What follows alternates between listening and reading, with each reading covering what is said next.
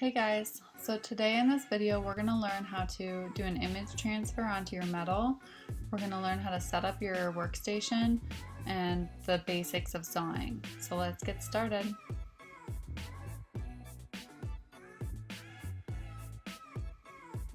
So basically you're just going to start with your C-clamp and your bench pin and set up your workstation. You want your bench pin to be far enough off the table so that when you're cutting, you don't cut into the table.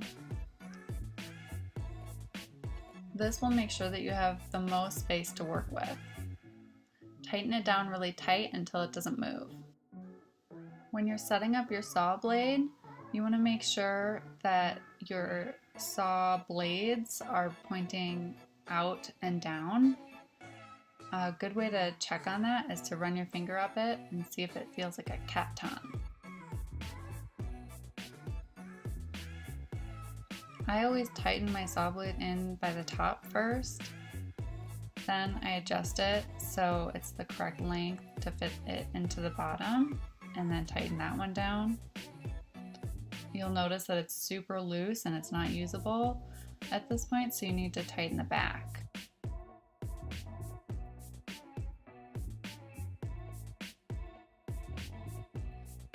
You'll note that it's tight enough when you can hear a ting ting ting and it's really tight. Next, you're going to cut out your design on tracing paper. You want to trim it so your design is really close to the edge.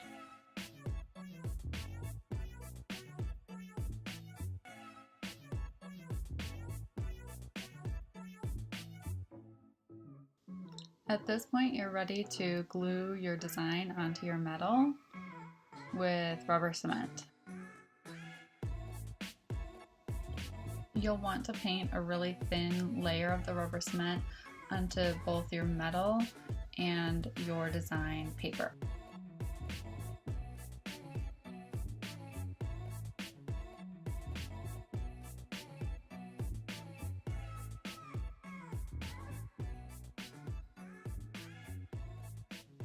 It's really important that you let both your metal and your paper design dry all the way before you stick them together.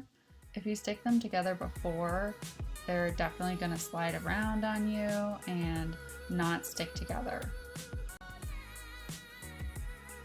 When you apply your design to your metal, you want to make sure that you stick it in the very corner.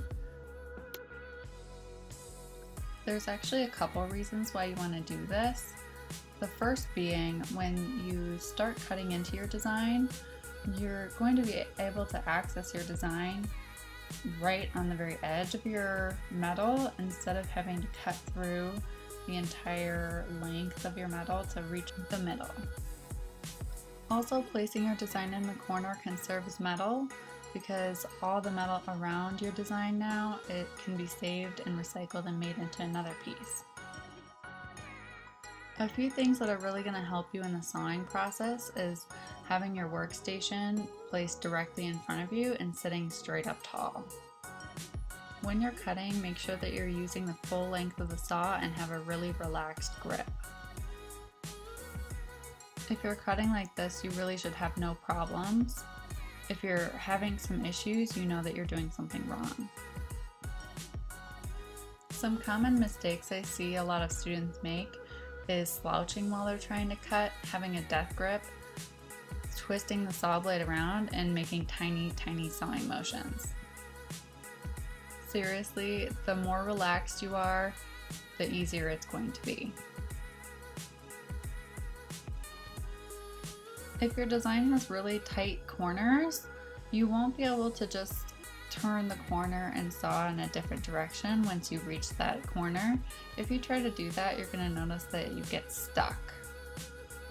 Also, twisting your saw blade around in your metal is a really great way to break your saw blade.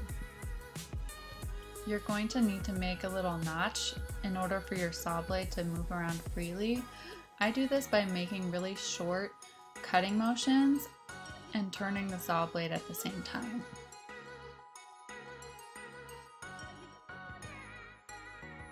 You'll want to keep doing this until your saw blade moves around freely.